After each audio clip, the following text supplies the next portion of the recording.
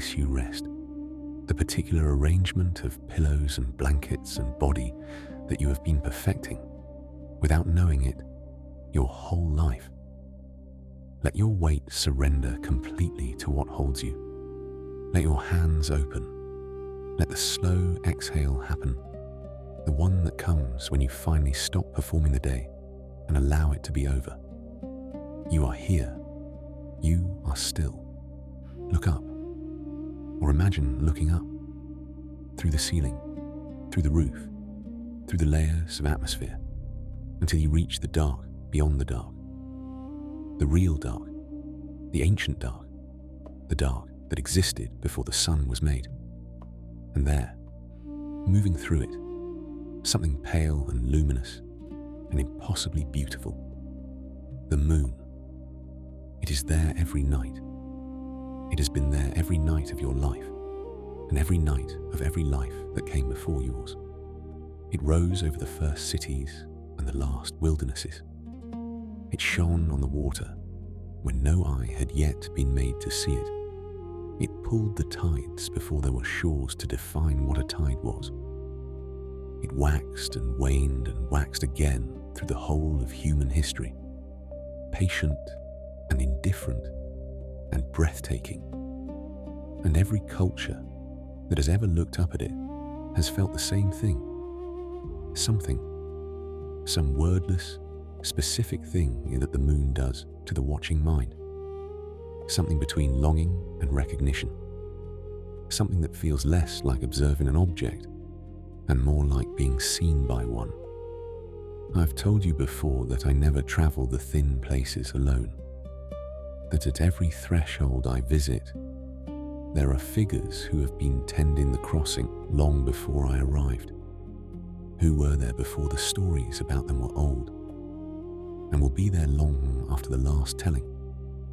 Last time, we met the ones who bring the night bringers, the gods and goddesses who carry the darkness in each evening and hold it until morning. Ancient, sovereign, vast. Tonight we visit a different set of threshold keepers entirely. Not the ones who tend the dark itself, the ones who tend a light that lives inside the dark, the cold fire that burns at night, the presence that is neither sun nor star but something all its own, moving on its own schedule, obeying its own laws, casting the kind of shadows that only the moon can cast. The Moontenders. What I have found, traveling through the traditions that gave the moon its names and its faces, is that every culture arrived at a version of the same understanding. The moon is not simply a light, it is a mind. It pulls things, tides, seasons, the cycles of women's bodies, the rhythms of planting and harvest. It measures time, it heals, it governs the inner life, the emotions, the dreaming self, the part of the person that operates on cycles rather than in straight lines. And it is impossibly far away. This is, I think, the thing the moon myths have always been trying to say, that the most beautiful things are the ones at an unbridgeable distance, that the light which moves you most is the light you cannot touch, that there is something in the nature of longing itself, the reaching towards something luminous and impossibly far, that is not a failure, not a wound, but one of the most profound things the human heart can do. The moon myths are love stories. Not all of them. Some are stories of wisdom, some of healing, some of tricks and games and stolen days. But underneath almost all of them, if you listen for it, is a particular ache. The ache of looking at something so beautiful, so present, so clearly real, and being unable to close the distance. Tonight we begin in the oldest world we have, in the flat alluvial plains between two rivers, where the moon was a god who rode the sky in a crescent-shaped boat and was called the Lord of Wisdom, the Father of Time, the light by which the first calendars were made. Then we travel to Egypt, where two moon gods share the sky. One, a healer who traveled the ancient world to cure a possessed princess. The other, a trickster who won extra days at a board game and gave Nut's children room to be born. To India, where the moon god loved one wife more than the others and was cursed for it, and where his waxing and waning is the story of that love and that curse, cycling endlessly. To Polynesia, where a woman climbed to the moon to escape the exhaustion of the earth and can still be seen there with her calabash beside her, working in the cool light. And then to China, where a woman drank the elixir of immortality to protect it from a thief and floated away to the moon, looking back at the earth where her husband stood. To Japan, where the moon god killed a goddess at a feast, and his sister, the sun, turned her face away and has never looked at him since. To the high Andes, where a fox loved the moon goddess so much that he rose into the sky to be near her, and the dark patches on the moon's surface are where she held him. To the frozen north, where the moon god runs his chariot across the sky with a wolf behind him in the dark. And finally to Greece, where the moon descends every night to a sleeping shepherd on a mountainside and watches over him, and has been doing so since before the oldest stories were first told. And at the end, something that took me by surprise, the first time I understood it, that the Greeks gave the moon not one face, but three. That three separate goddesses shared the light of a single moon, each governing a different phase, each embodying a different quality of the dark. Waxing, full, waning. Three goddesses, one light. But that is where we end. This is where we begin. Let your breathing slow. There is no hurry in the night. The moon moves at its own pace and has never once been rushed. We begin where almost every beginning begins, with the oldest name we have, in the city of Ur, between the Tigris and the Euphrates, where the first records of the moon god were pressed into clay at the very dawn of writing, and a crescent rose over the ziggurat and was given a name. His name was Nanna, or Sin, in the later Babylonian and Assyrian tradition that carried his worship for another 2,000 years after the Sumerians had faded, or Nanna Sin, or Nanna Suan. He had several names, as very old gods tend to, each civilization that encountered him leaving its own mark on his title, the way a river acquires the names of every town it passes through. But the name that matters most is the earliest, Nanna, and he is the oldest moon god in any written record on Earth.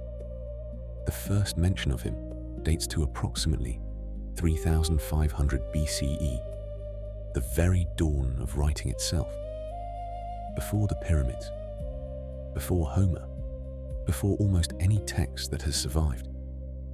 At the moment when human beings were just beginning to scratch marks into wet clay and discover that a mark could mean a thing that outlasted the mouth that first said it, among the very first divine names they thought worth recording was his.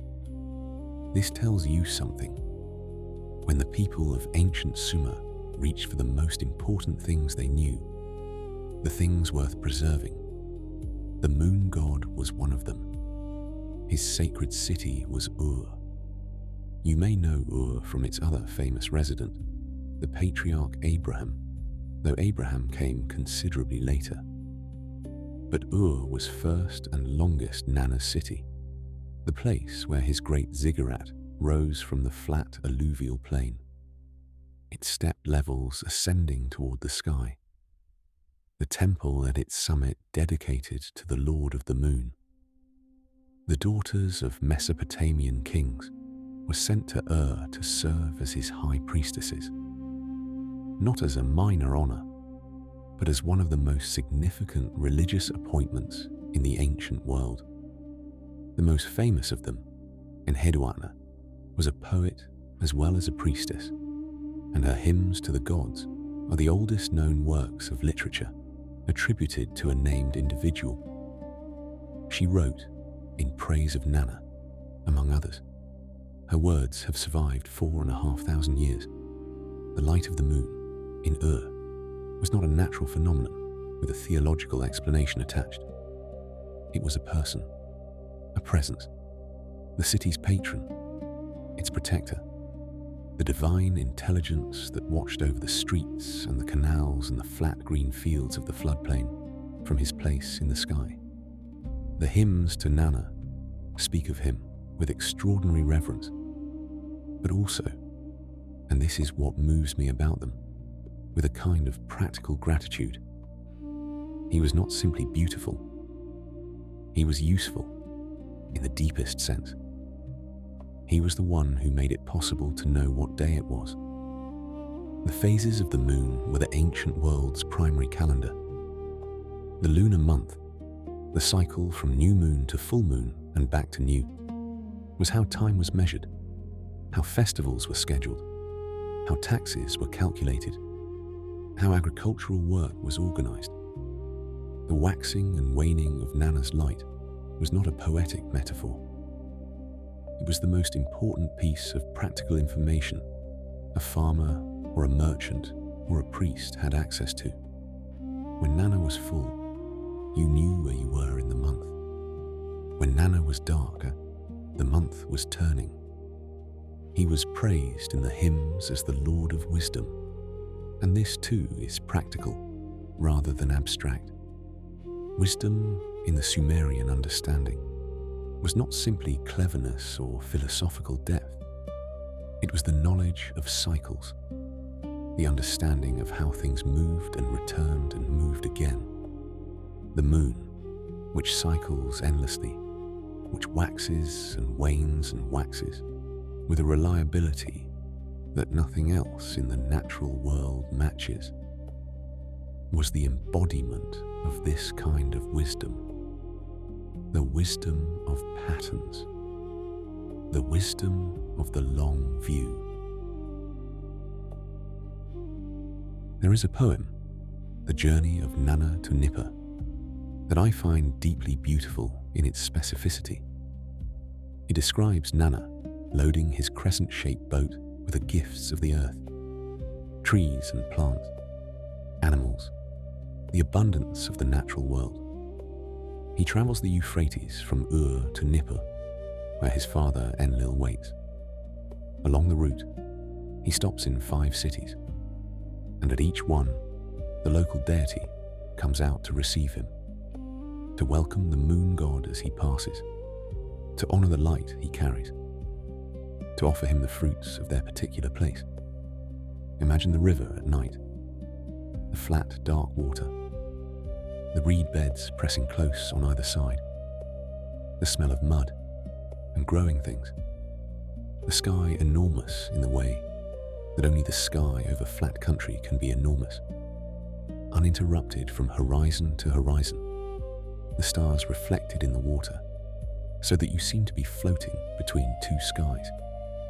And on the river, moving with the current, the crescent-shaped boat of the moon god, laden with the world's abundance.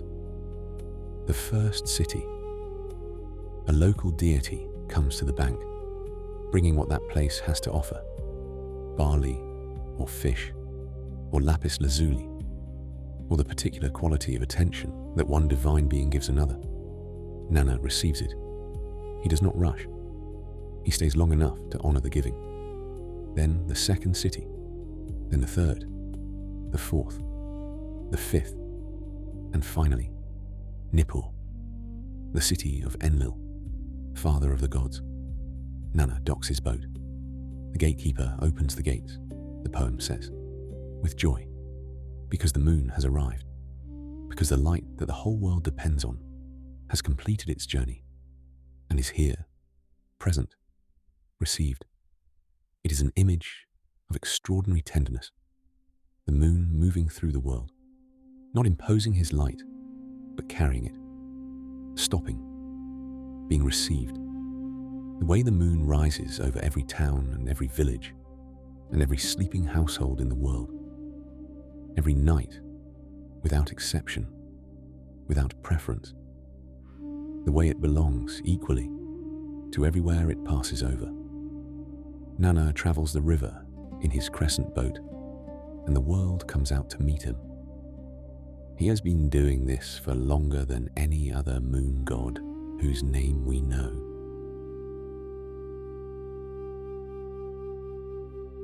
We travel now to Egypt, not to the darkness before creation.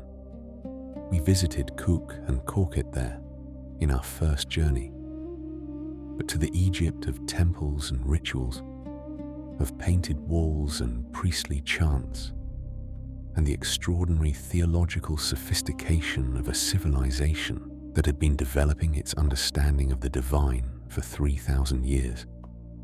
The Egyptians had 2 moon gods, and they are so entwined in their mythology that to tell the story of one is to tell the story of the other. The first is Khonsu. His name means traveler. Khonsu was the moon god of Thebes, the great southern capital of the New Kingdom, where he was worshipped as part of a divine triad with Amun, the king of the gods, and Mut, the mother goddess.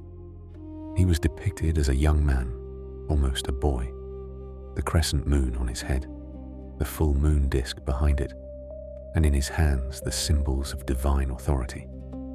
He was sometimes shown with the side lock of youth, the plait that Egyptian children wore before they came of age. The new moon was his birth, the full moon his maturity, the waning his aging, the dark moon his death. And then the cycle began again, and Khonsu was young once more. He was a healer. This was his most important quality, the one that his worshippers turned to him for, the one that brought pilgrims from across the ancient world to his temples. He had the power to expel demons, to cure illness, to restore what had been taken by sickness or misfortune.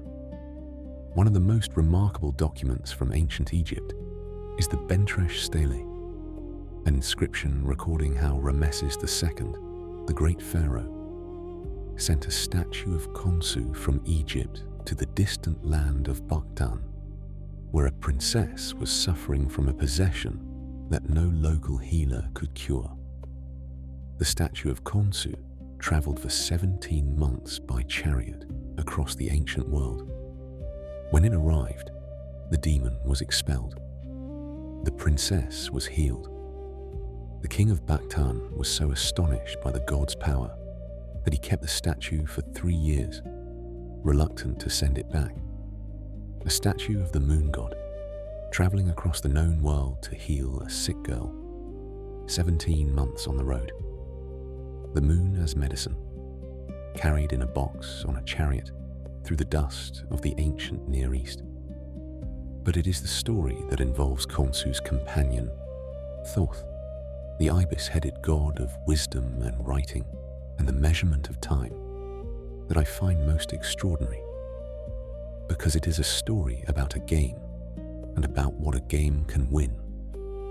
The sky goddess Nut, she whose body arches over the earth and swallows the sun each evening, as we encountered her in our first journey, was in terrible trouble. Ra, the sun god, had cursed her. She could not give birth on any day of any year, and the year, in the Egyptian calendar of that time, had only 360 days. Every day belonged to Ra's curse. There was no gap, no exception, no day that fell outside the prohibition.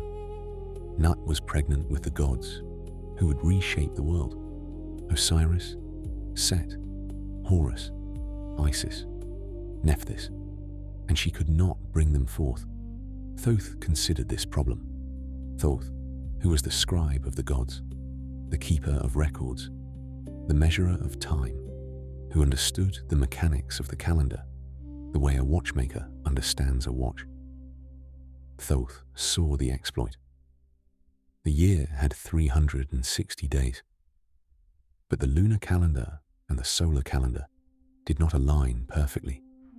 There was a slippage, a small but real gap between what the moon said and what the sun said.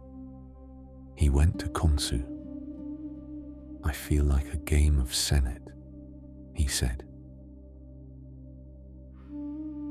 Senet, the ancient Egyptian board game, the game of passing, the game whose board has been found in tombs from the earliest dynasties, because the Egyptians understood that the game of Senet was also, on some level, the game of life and death itself, the progress of the soul through the trials of the underworld, a game of great seriousness, played lightly.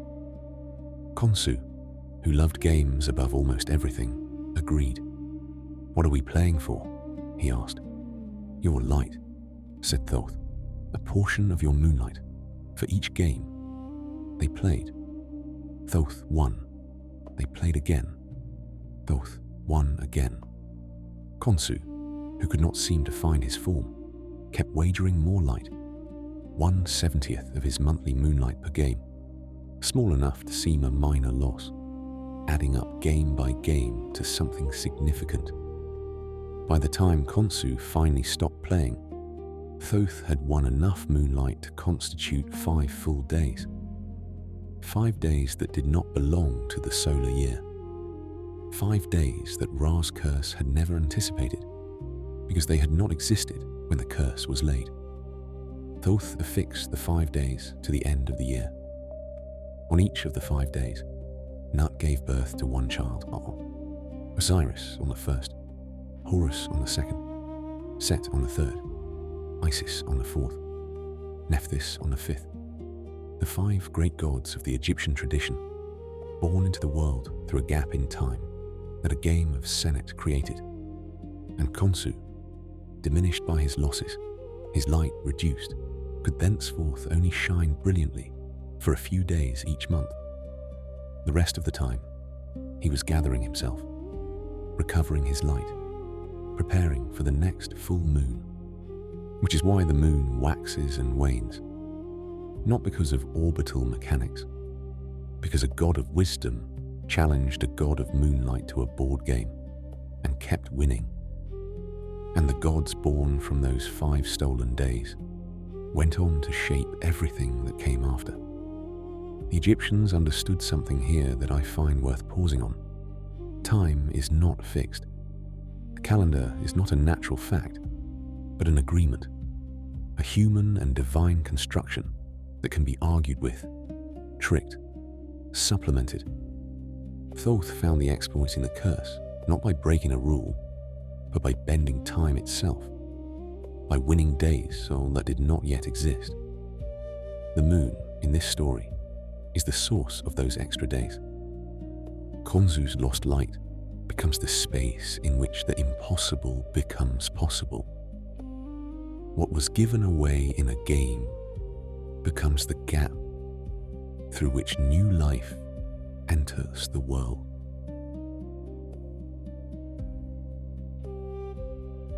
From Egypt, we travel east to a tradition so ancient and so vast that it makes the word ancient feel inadequate.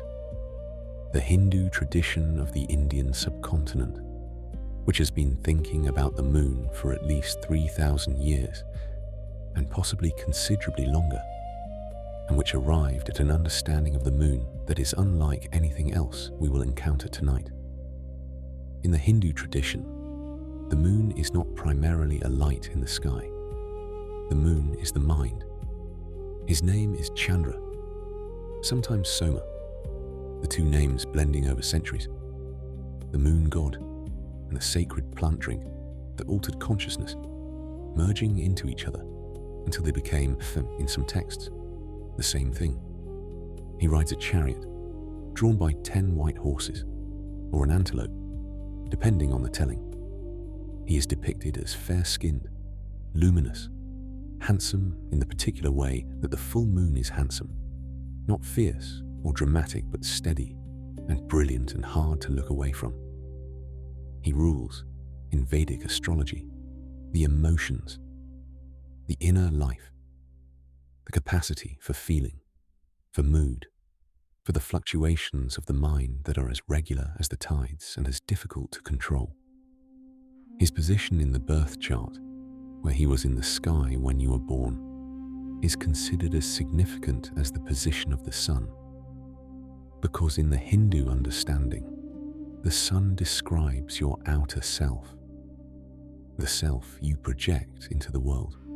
But Chandra describes your inner self, your emotional nature, the self that exists at 3 in the morning, the moon as the interior, the moon as the part of you that waxes and wanes, that has its full phases and its dark phases, that cannot be permanently fixed in brightness any more than the sky can be permanently fixed in any one color. I find this understanding extraordinarily precise. The moon does not shine steadily, after all. It fills and empties. It is brilliant, and then dark, and then brilliant again. And the emotions, the inner life, do exactly the same thing. The month of the mind follows the month of the moon. The story that explains why the moon waxes and wanes in Hindu tradition is a story about love, or rather, about the failure of love to be distributed equally. Chandra was married to 27 women, the 27 daughters of the sage Daksha. These daughters were the nakshatras, the 27 lunar mansions, the constellations that line the moon's path through the sky as it makes its monthly circuit. Each night of the month, Chandra dwelt in the mansion of a different wife, moving through the sky and through the calendar as he moved through his marriages. But one of his wives was Rohini, and Rohini was different from the others. Her name means the red one, the rising one. She was associated with the star Aldebaran, the brilliant red eye of the bull, and she was, by every account, the most beloved. Chandra could not stay away from her. He lingered in her mansion beyond his allotted night. He returned to her when he should have been elsewhere. The other 26 wives waited, ignored and growing cold, while Chandra remained with Rohini in the light of her particular constellation. The other wives went to their father. Daksha warned Chandra. 3 times he warned him, treat your wives equally, honor all of them. The favoritism was not merely unkind, it was a disruption of cosmic order, a distortion of the pattern on which the calendar itself depended. The nakshatras needed to be visited in sequence. The cycle needed to be kept. Chandra did not listen. Daksha cursed him. The curse was terrible. Chandra would waste away. He would lose his light. He would diminish and diminish until he was nothing at all, and the plants began to die. The dew dried on the leaves. The tides grew uncertain. The minds of living things, which, the tradition understood, were governed by the moon's light, grew dulled and anxious.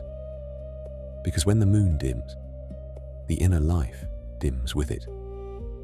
The connection between outer and inner, between the sky and the mind, is not a metaphor in this tradition. It is a mechanism. Chandra, panicking, went to Brahma, the creator. Brahma told him to seek Shiva, the great ascetic god, the one who understood both the cycles of creation and the art of survival within a curse. Chandra went to the seashore. He built a lingam from sand at the water's edge and prayed, day after day, night after night, at the place where the ocean meets the land. that most liminal of places, neither one thing nor another. He prayed to Shiva. Shiva heard him, but a curse given cannot be fully lifted, only modified, redirected, made livable. Daksha's curse would stand, Shiva said, but it would not be permanent. For 15 days each month, Chandra would wane, diminishing night by night, losing his light, moving toward the dark. And for 15 days, he would wax again, recovering his brilliance, filling up, returning to the full. One day, with each wife, as he moved through the cycle, the calendar restored, the pattern honored, and the love for Rohini not extinguished, never extinguished, but contained, folded into the structure of the month, brightening perhaps, in the days when he moved through her mansion, and dimming a little as he moved away. Chandra rests in one of the most beautiful images in Hindu tradition, on the head of Shiva, the great god of meditation and destruction and transformation, wears the moon in his matted hair. The crescent rests there, luminous and contained, above the third eye. The image means something precise. Shiva is the stillness of pure consciousness. Chandra is the restless mind, the emotional self, the thing that waxes and wanes and cannot help itself. When the mind rests on consciousness, when the inner tide is held by something deeper and stiller than itself, it does not stop moving, but it moves within a holding. The moon in Shiva's hair does not stop being the moon, but it is held by something that does not move.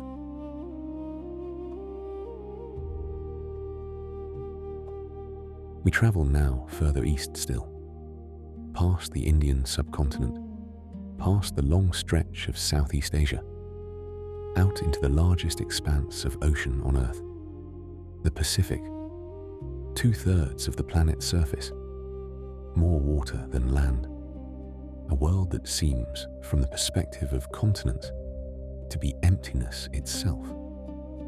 But it was not empty.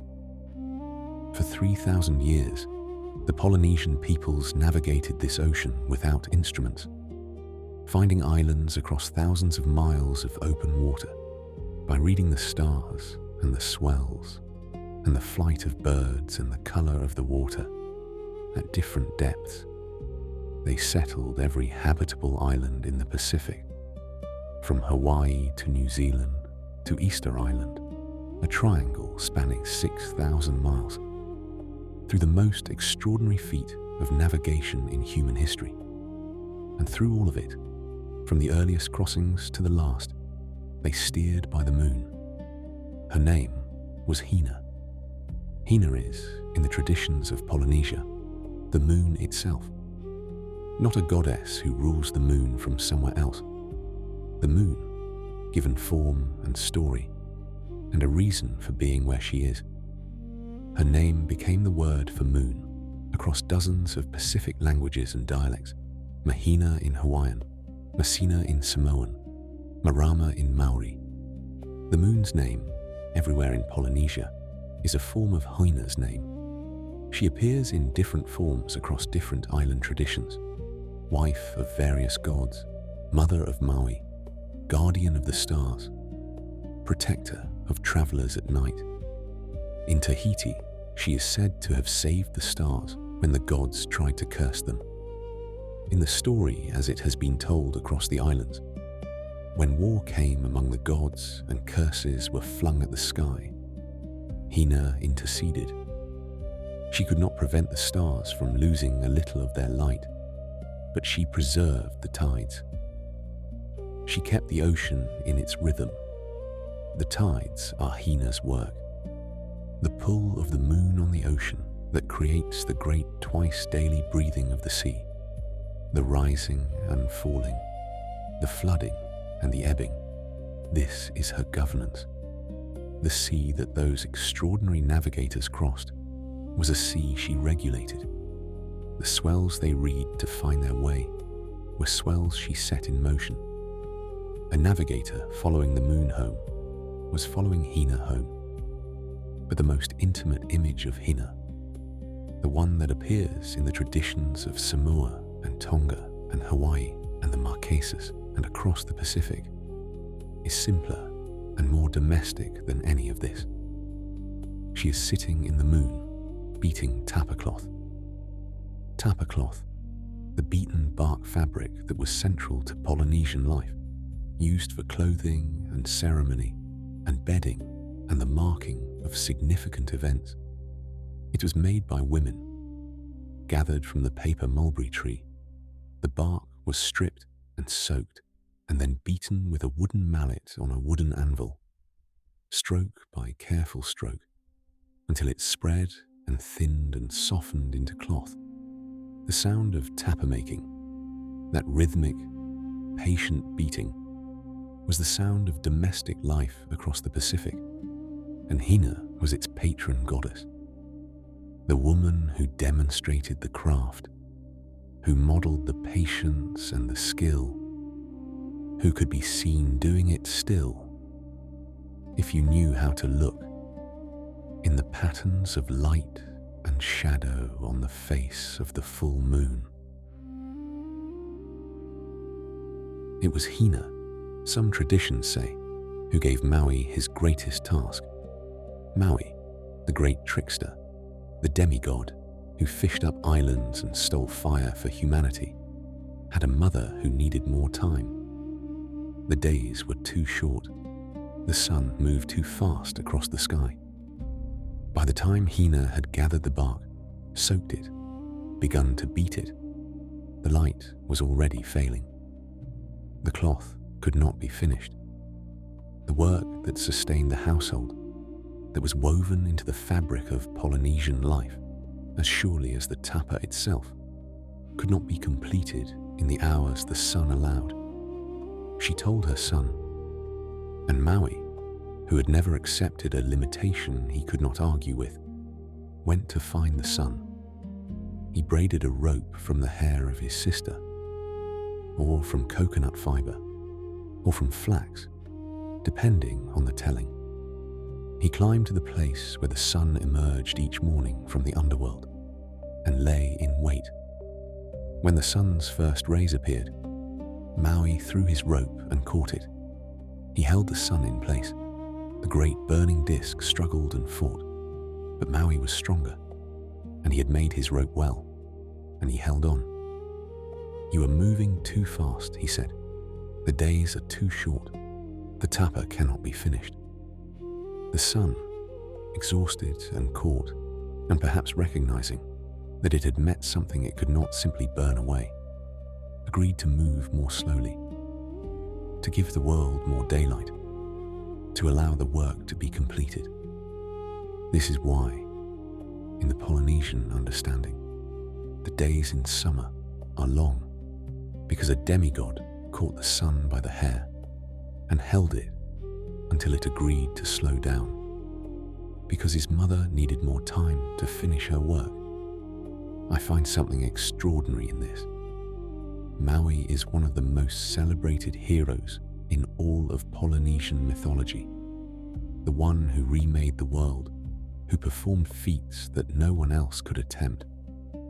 And one of his greatest acts was done not for glory, not for his own name or legacy, but because his mother needed more hours of daylight. Hina's work was important enough to change the length of the day. One Hawaiian story tells how Hina came to be on the moon. She had been working, always working.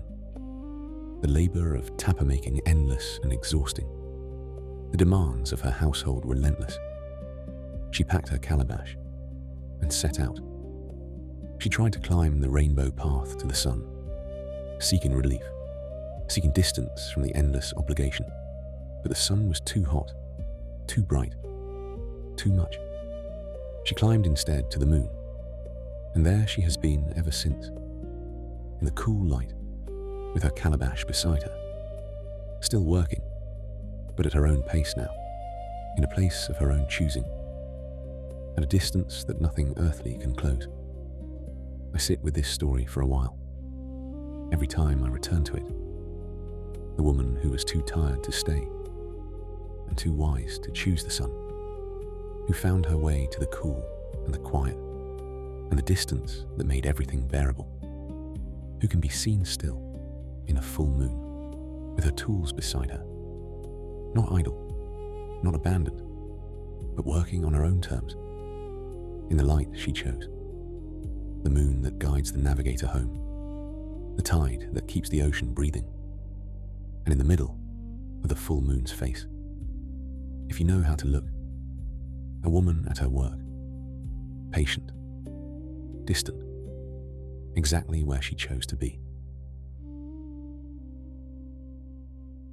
4 figures, 4 traditions, and through them, 4 faces of the same ancient light: Nanna, Khonsu and Thoth, Chandra, Hina, give us the moon as a cosmic power, the measurer of time and the father of wisdom, the healer who travels the world, and the trickster who gambles with his light to make room for new gods, the god of the inner life, who waxes and wanes with the emotions of every living mind, the woman in the moon, tending the tides and the cloth and the navigators, crossing the dark water.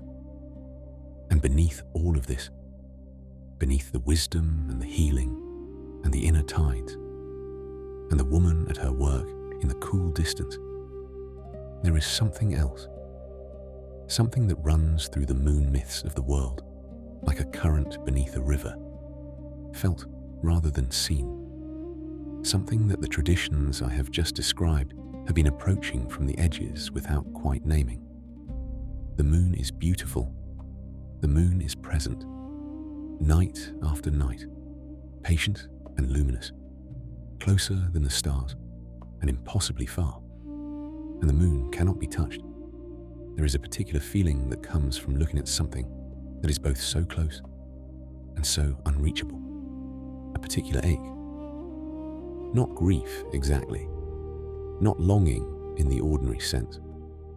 Something more specific than either of those, the feeling of reaching for something you can see perfectly clearly and finding that your hand moves through empty air, that the distance is not navigable regardless of how precisely you can see what lies across it.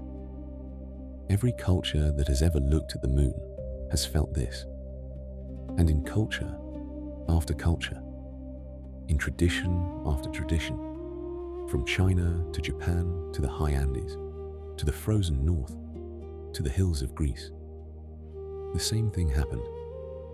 Someone told a story about it. We travel now to China, to the most widely celebrated of all the moon's love stories, to a woman who made a choice in a moment of danger and floated away from everything she loved, and has been looking back ever since. There was a time, the story says, when the earth was burning. 10 suns hung in the heavens, where there should have been one. There were 10, blazing together in the sky, and the heat was unbearable. The crops withered, the rivers dried, the people suffered. The earth was cracking. A man came forward. His name was Hu Yi. He was an archer of extraordinary skill, not simply a good shot, but a man whose arrows could reach the sky itself, who could draw a bow with the confidence of someone who knows the universe will accommodate the shot. He looked up at the 10 suns, knocked his arrow, and began. 9 suns fell. 1 was left, because 1 is necessary, because warmth and light are necessary, because even the most dramatic solution requires a remainder. The earth was saved. The rains came back. The rivers returned to their banks. And as a reward for saving the world, Hu Yi was given the elixir of immortality by the Queen Mother of the West, the great goddess who lived on the sacred mountain Kunlun. He brought it home to his wife. Her name was Chang'e, The elixir was enough for one person, and Hou Yi, who had shot down 9 sons for the sake of humanity and had no particular interest in living forever, if his wife could not live forever with him, kept it under the bed. He would find a solution. He would seek more. He would solve the problem of the single dose the way he had solved the problem of the 10 sons, with patience and skill and the confidence that the universe could be persuaded. But there was a student, a man named Pang Meng, who had learned archery at Hou Yi's feet and who knew about the elixir and wanted it.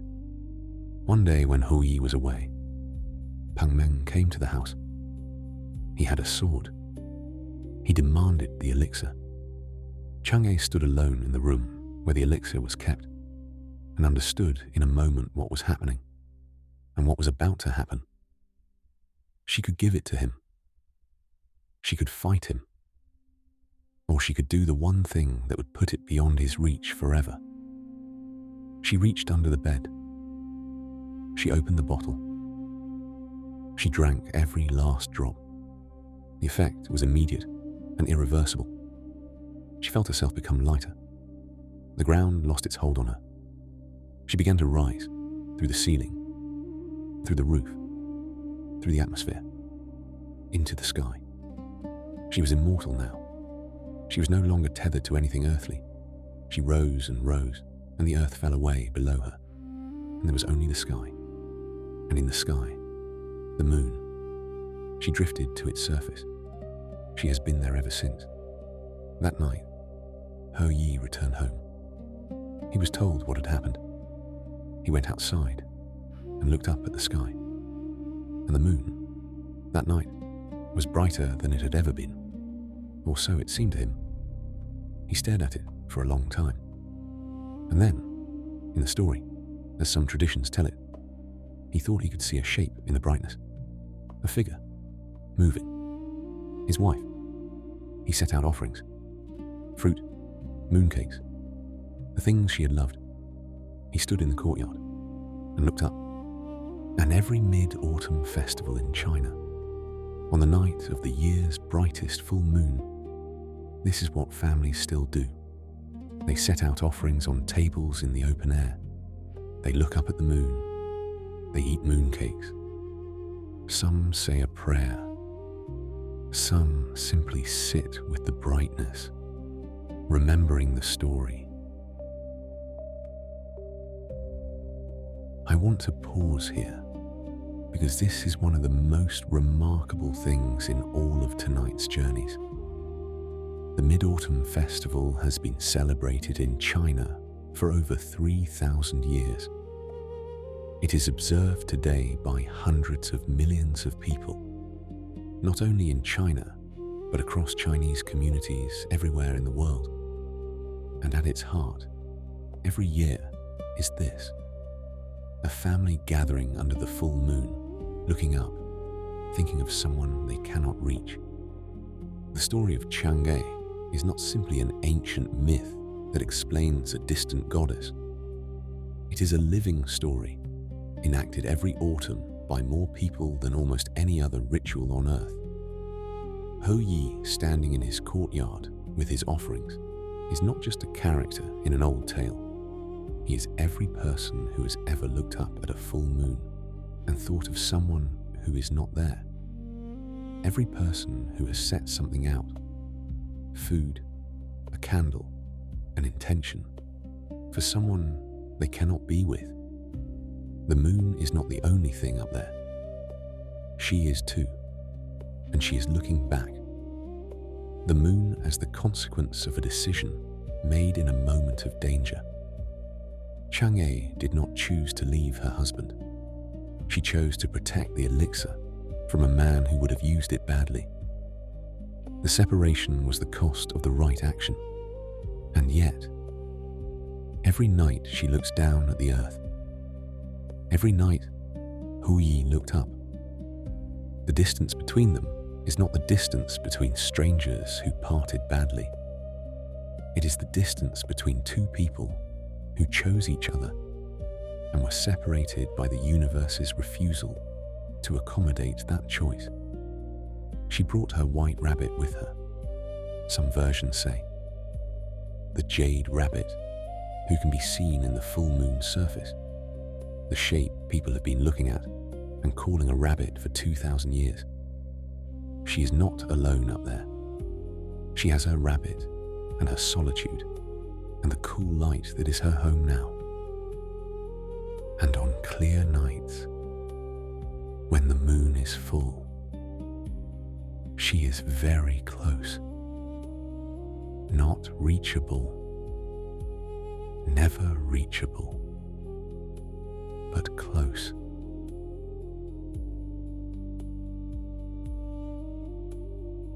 We travel from China to Japan now, a short distance on the map, a very different world of the imagination. The Japanese moon god is not a romantic figure. He is not a lover separated from his beloved by circumstance or sacrifice. He is something stranger and more unsettling. A god estranged from his own sister by an act of violence that she could not forgive. His name is Tsukuyomi, moon reader, or moon phase reader, the name carrying within it the old aristocratic practice of moon gazing in the imperial courts, the staying up all night to watch the moon and compose poetry, to read the moon. He was born from Izanagi's right eye. You may remember Izanagi from our previous journey, the god who descended to Yomi, the land of the dead, to find his wife Izanami, and was so horrified by what he found there that he fled, blocking the entrance behind him. We met him as a man who loved his wife and could not keep his promise not to look at her. When Izanagi emerged from Yomi and purified himself at the shore, washing off the contamination of death, the darkness of the underworld, the act of purification was itself an act of creation. From his left eye, as the water ran over it, Amaterasu, the sun goddess. From his right eye, Tsukuyomi, the moon god.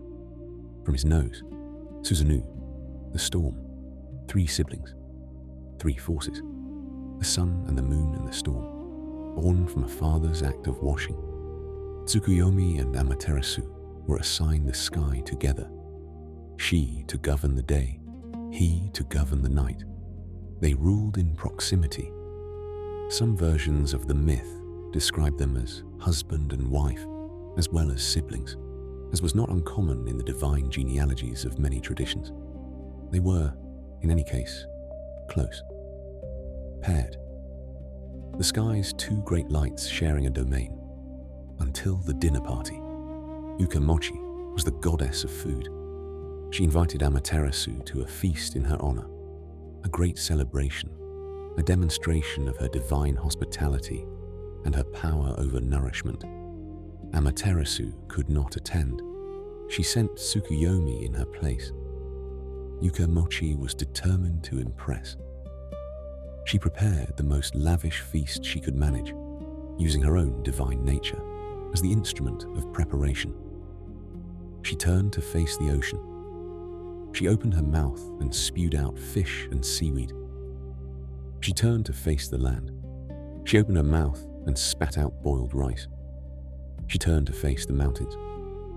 From her body, she produced game. Everything on a table had come from her body. Every dish was the product of her divine self-emptying. Tsukuyomi was horrified. In the Shinto understanding, pollution, defilement, impurity is one of the gravest conditions. The rituals of purification are among the most important in the tradition.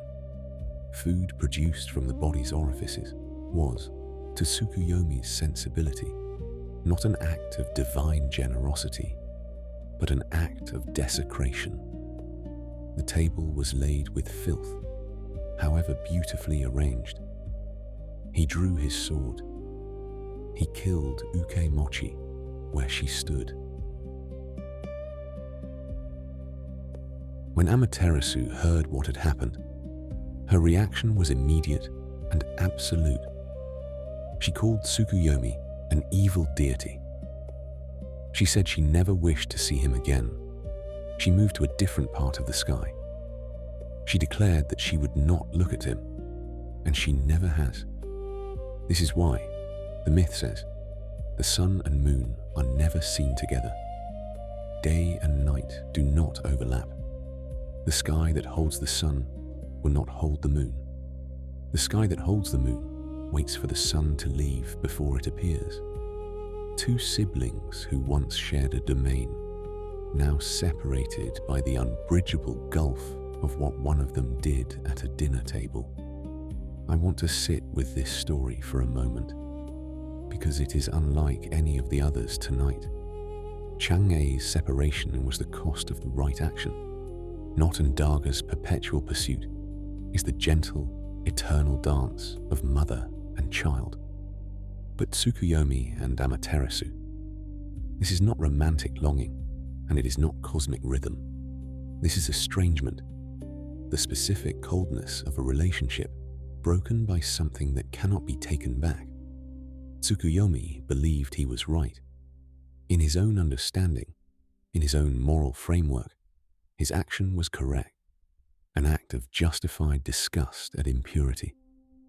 And yet the consequence was permanent isolation, the loss of the one relationship that had defined his existence.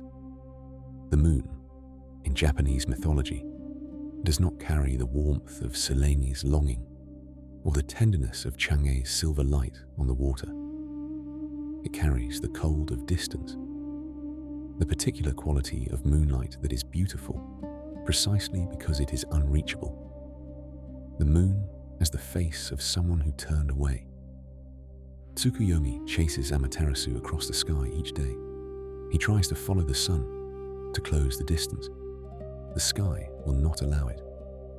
Every night as the sun sets and he rises, she is already gone. He arrives always in the space she has just vacated.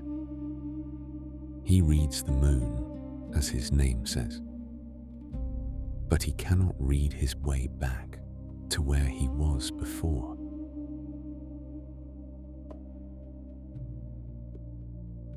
We make a long journey now, from the islands of Japan, across the whole span of the Pacific, to the western coast of South America, to the high Andes, to the mountain world of the Inca, the great empire that stretched along the spine of South America, from what is now Colombia to Chile, governed from the mountain city of Cusco, organized around the worship of the sun and the moon, and the cycles they together created.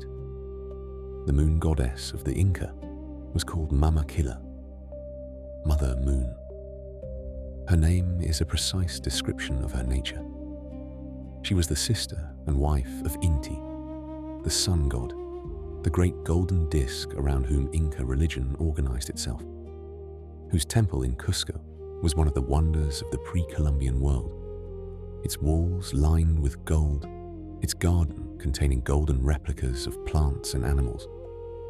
Inti was the most powerful figure in the Inca pantheon, the divine ancestor of the Sapa Inca, the emperor himself. Mama Quilla was his equal. Not in political importance, she was not the emperor's ancestor, but in theological significance. If Inti governed the sun and the masculine principle and the ordering of the state, Mama Quilla governed the moon and the feminine principle and the ordering of time. The Inca calendar was a lunar calendar, adjusted to the solar year.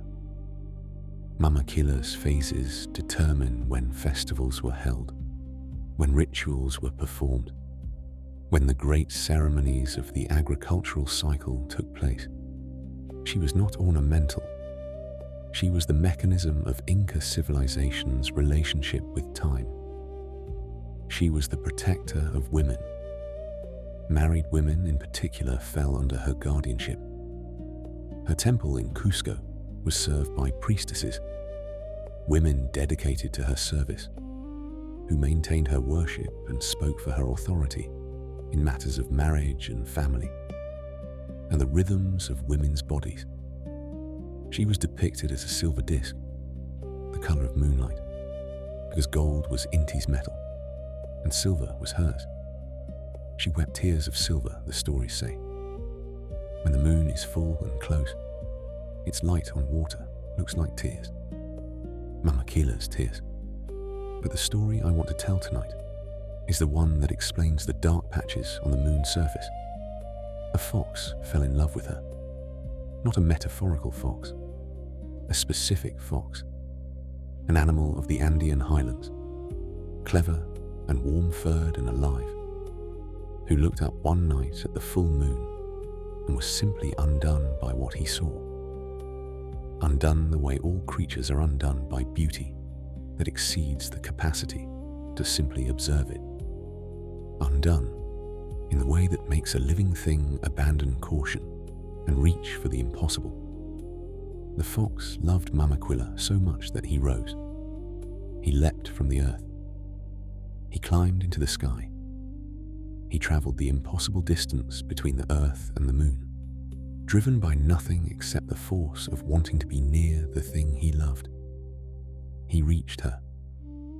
And Mama Quilla, Mother Moon, the goddess who presided over marriage and the protection of women, the silver deity who governed half the sky, embraced him. She held him against her, so tightly, so close. The dark patches on the moon's surface are where she held him. The shadow of the fox, pressed into the face of the moon by the force of her embrace. He rose to be near her, and she could not let go, and the mark of that holding is there still, visible to anyone who looks at the full moon on a clear night. The dark spots are not craters. They are not geological formations. They are the shape of a love so tightly held that it left a visible mark on the sky.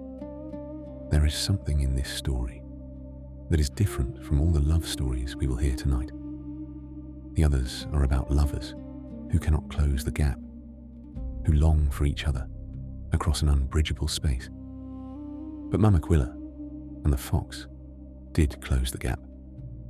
The distance was crossed. The fox made it all the way to the moon, and she held him, and the holding left a mark. Perhaps this is the most honest of all the moon myths, not the beautiful impossibility of longing from below, the wistful reach towards something that cannot be touched, but the other truth, that love, when it finally closes the distance, does not become easy. It becomes a different kind of overwhelm, the tightness of the embrace, the mark it leaves on both the one who loves and the one who is loved. The moon is beautiful because of those dark patches, not in spite of them.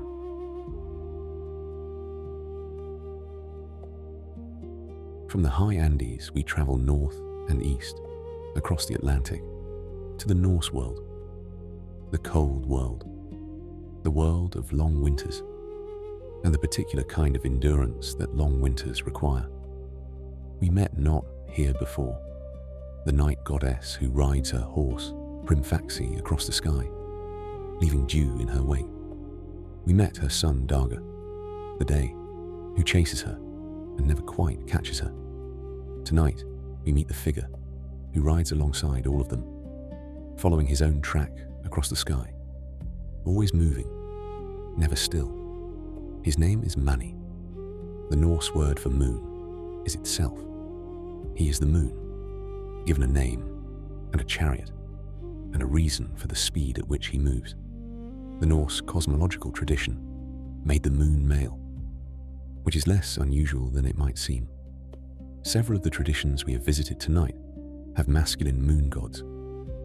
Nanna in Sumer, Khonsu in Egypt, Chandra in India. The gendering of the moon is not as fixed as we sometimes assume. The moon is both things, in different traditions, at different times. Máni was the son of a man named Mundilfari, a mortal who was so proud of his beautiful children that he named his son after the moon and his daughter after the sun. The gods were offended by this presumption. Who was this man to name his children after the great lights of the sky? They took the children and placed them there, made the naming true by force. Máni was set to drive the moon's chariot across the sky. His sister, Sol, the sun, was set to drive the sun's chariot. Both of them compelled to enact forever what their father had been so proud to name. But Máni does not travel alone, and this is the detail that gives the Norse moon its particular quality of restlessness. He moves quickly because he must. The world of the Norse is not a world of easy comfort. It is a world that knows the end is coming. Ragnarok, the twilight of the gods, the great ending that is always approaching. And in that world, there are wolves, enormous wolves, cosmic wolves. Skjold, who chases the sun, and Hecate, Prodvitnison, who chases the moon. They are always behind, always gaining, always almost close enough. When Ragnarok finally comes, Skjold will catch Sol, Hati will catch Máni. The lights will go out. But until then, until the very last moment of the world as we know it, the moon runs, every night, across the sky, as fast as the chariot will go, the wolves just behind him, the dark just behind the wolves. Máni racing his own ending. He also carries 2 children with him. This detail appears in the sources with a matter-of-factness that I find unexpectedly moving. Their names are Hjuki and Bil, a boy and a girl who were taken from Earth, plucked up from beside a well where they had been drawing water, and set in the moon's chariot. They travel with Máni, these 2 children, as he runs his eternal race. Their faces can be seen in the moon, the tradition says. The shapes we look at and call, in Western tradition, the man in the moon. They are not the man in the moon. They are 2 children, taken from a well, riding forever in the moon's chariot through the Norse sky, while the wolf runs behind them in the dark. The sources tell us their story quietly, without drama. Their father's name was Vidfina. He had sent his children out at night to draw water from the well called Birgir. Hjuki and Bil, a boy and a girl, carrying the pail on a pole between them, the ordinary task of ordinary children in the small hours. And Máni, passing overhead in his chariot, saw them and lifted them up. Just like that, the way the moon lifts everything it looks at, briefly, incompletely, with a beauty that does not ask permission. They were carrying a pail between them on a pole, doing what their father had asked. And now, they are riding the sky forever. The pail and the pole came with them. The sources mention this too, with the same matter-of-factness, as if, of course, the pail came, as if objects taken by the moon do not get left behind. Some scholars have suggested that Hjuki and Bil are the origin of Jack and Jill, the nursery rhyme, the hill, the pail of water, the fall. The Norse children taken by the moon, translated through centuries and language into something familiar, but entirely stripped of its original strangeness. Something you learned as a child, without knowing it was about the moon at all. I find Máni's story different in texture from the other love stories tonight. Chang'e is sorrowful, but settled. She has her rabbit, her solitude, her chosen place. Tsukuyomi is cold and estranged but static. Mama Quilla holds her fox, and the holding is complete. But Máni is always moving. The moon's speed across the sky, faster than the sun, completing its cycle in a month where the sun takes a year, is, in the Norse understanding, not a physical property, but a personal one. The moon moves fast because the moon is being chased.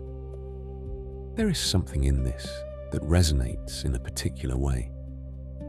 Not the romantic longing of the love stories, not the philosophical depth of the stories about wisdom and time. Something more immediate, the quality of a thing that cannot be still, that moves through the night at speed, not from ambition or purpose, but because stopping is not an option. And perhaps that is its own kind of courage, not the courage of Savitri, who walked behind death and argued her way to victory, not the courage of Maui, who wrote the sun, the smaller, more ordinary courage of keeping moving, of carrying the children and the pail and the pole and the wolf just behind, and running anyway, of heading toward morning, not because morning is certain, but because it is the only direction available. The moon in the Norse sky is not waiting for morning, it is running toward it.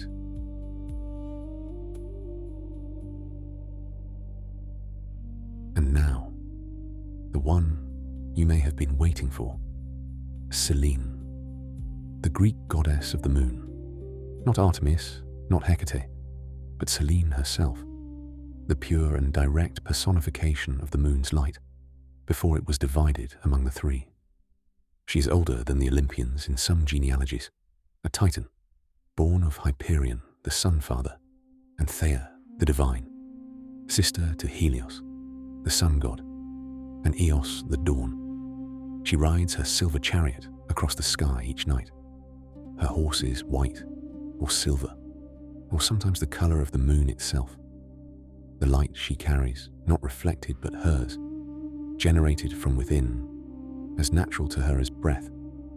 She is, of all the moon figures we have met tonight, the one whose story is most purely a love story, not a story of estrangement, not a story of separation by circumstance, not a story of the impossible distance between earth and sky, a story of someone who found a way to stay. His name was Endymion. He was a shepherd, or a king, or a hunter. The ancient sources disagree on everything except his beauty and his sleep, both of which are described with an unanimity that suggests these were the only things about him that truly mattered.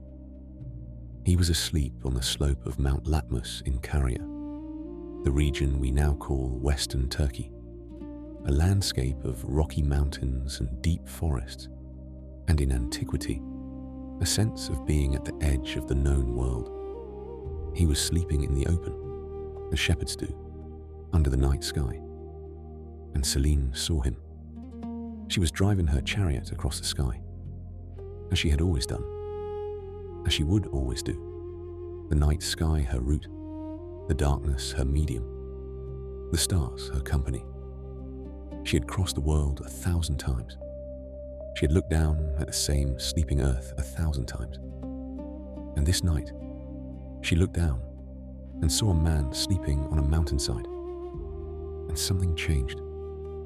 He was beautiful in the way that only mortals are beautiful, with a specific, time-limited, irreplaceable beauty of a thing that will not last.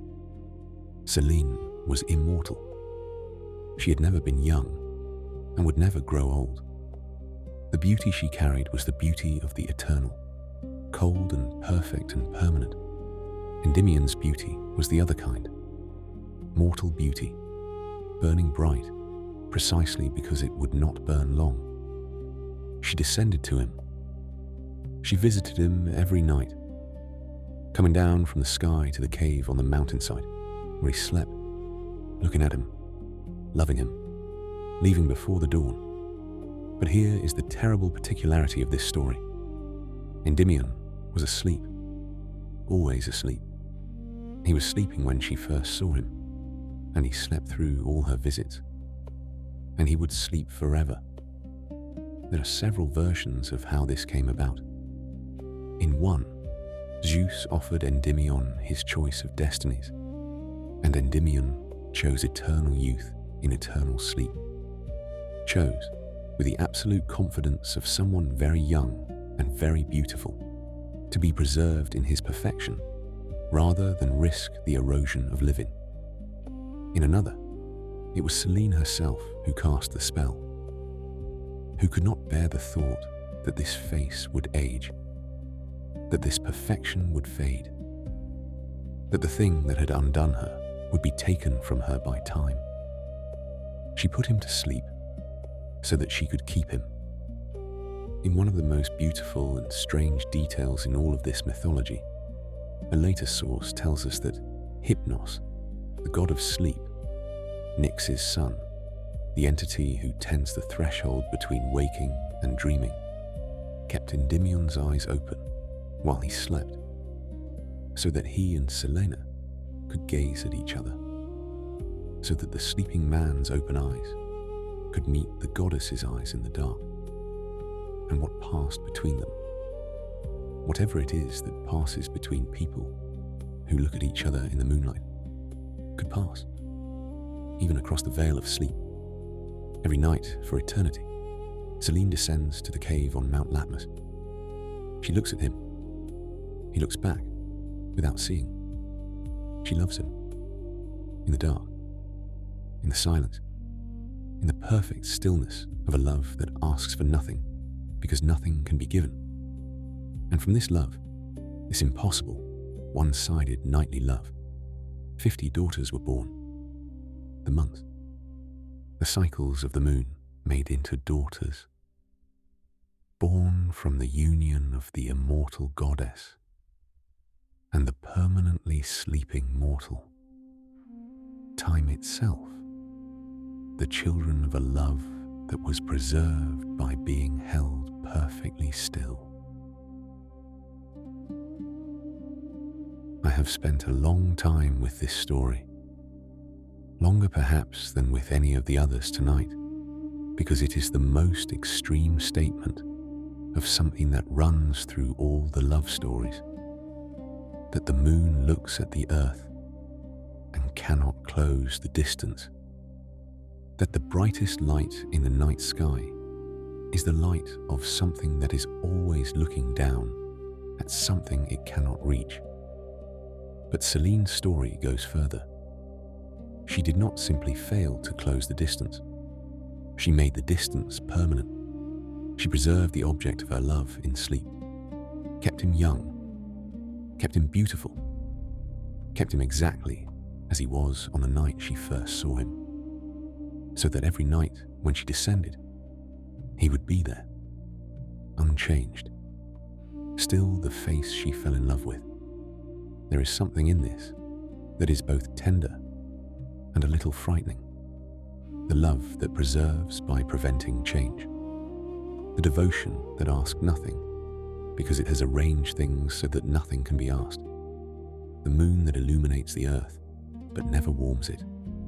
And yet, he chose this. In the version where Zeus gave him the choice, Endymion chose it himself. He chose eternal sleep. The sleep that meant Selene would come every night. The sleep that meant he would never age. And she would never have to watch him age. They made this between them. And every night she comes, and the cave on Mount Latmus fills with silver light, and his open eyes reflect back everything she carries. The moon descending every night to the mountain, to the one who is always waiting, the one who will never wake.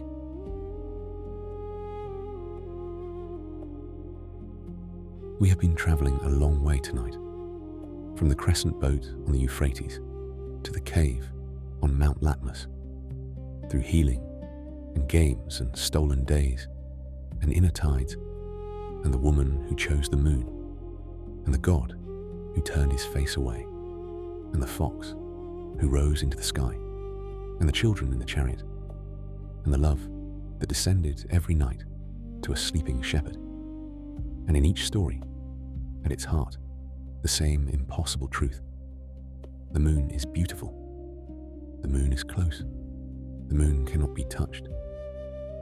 But there is one more thing to say about the moon before this night is done.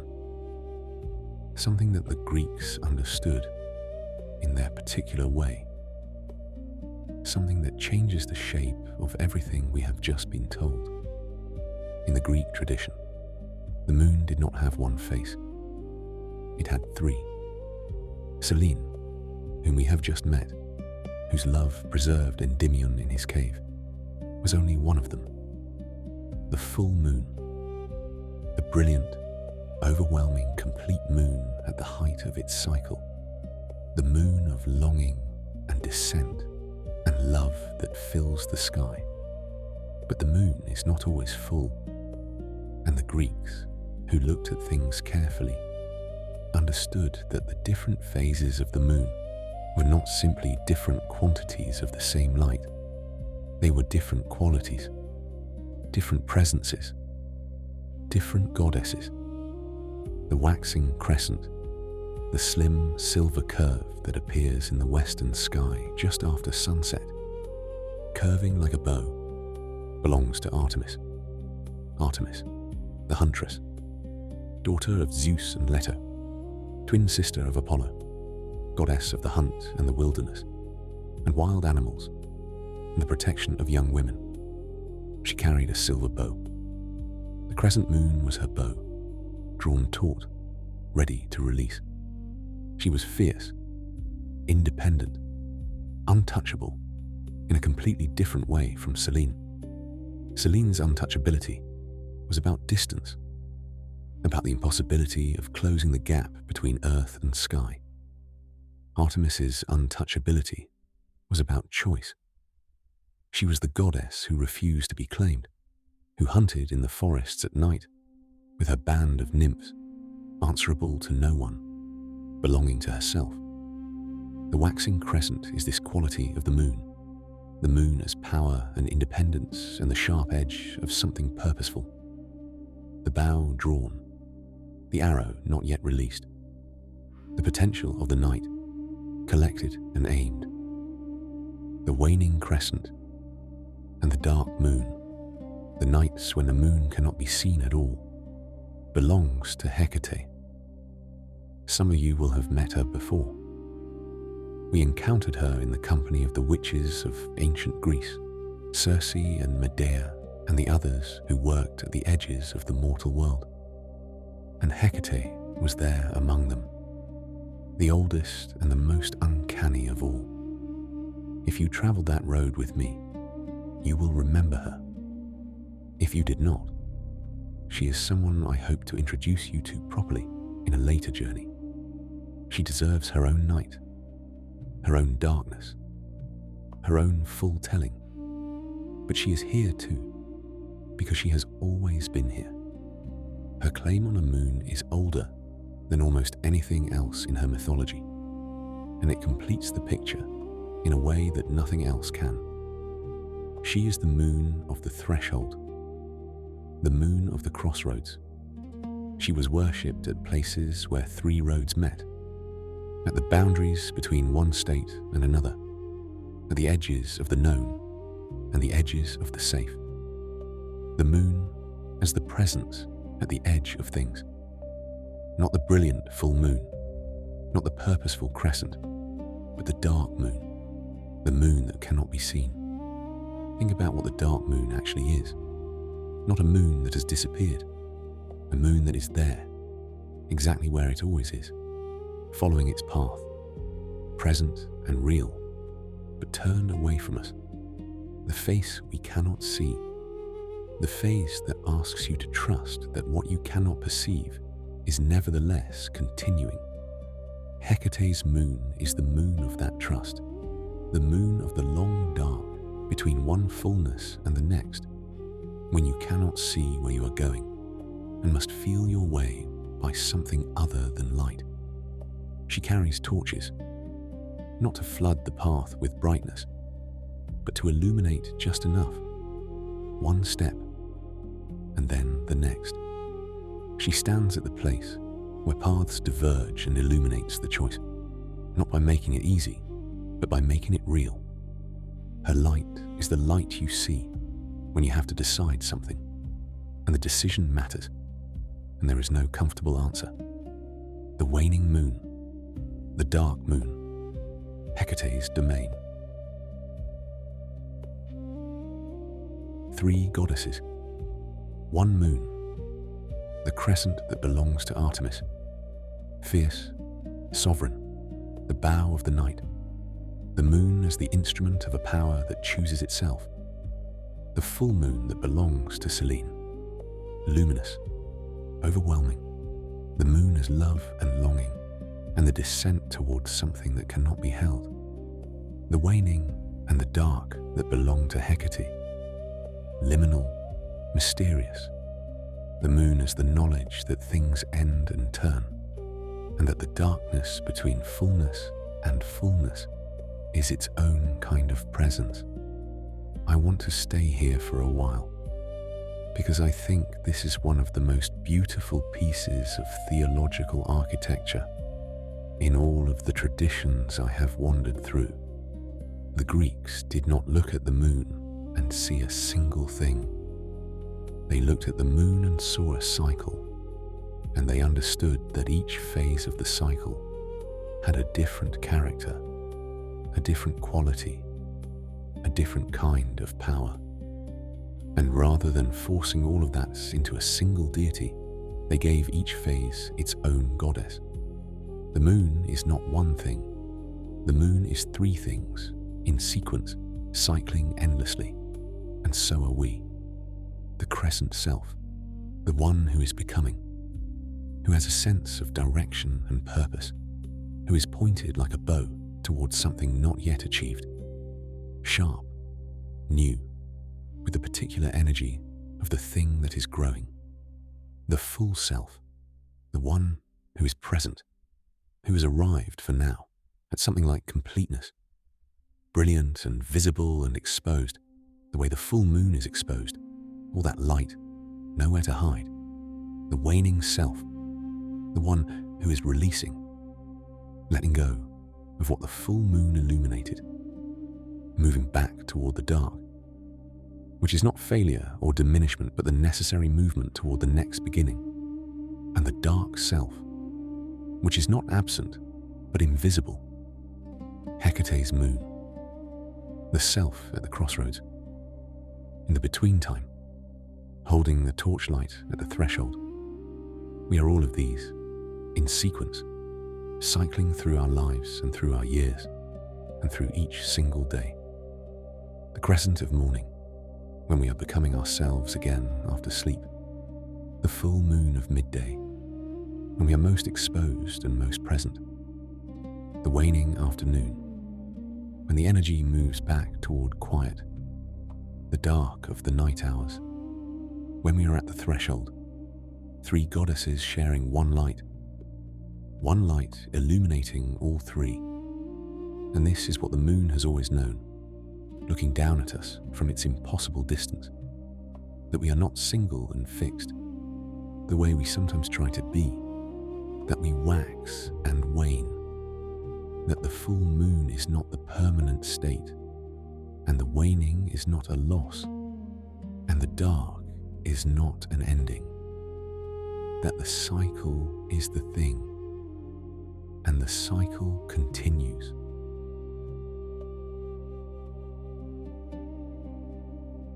Ten journeys tonight, 10 faces of the moon. We began in Ur, in the city that built a ziggurat for the oldest moon god, whose name we know. Nanna, loading his crescent boat with the gifts of the earth, and traveling the Euphrates to see his father, stopping at every city as he passed. The moon moving through the world, received with gratitude at every threshold it crosses.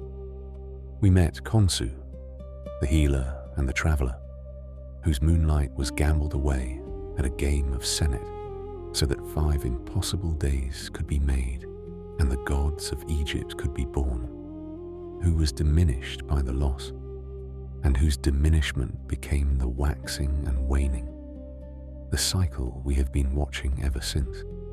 We met Chandra, whose heart would not be divided equally among 27 wives, who shone brightest for Rohini and dimmed for all the rest, who was cursed for the favoritism that love cannot always prevent, and who rests now, contained and cycling, in the matted hair of Shiva, the mind held by the stillness of consciousness.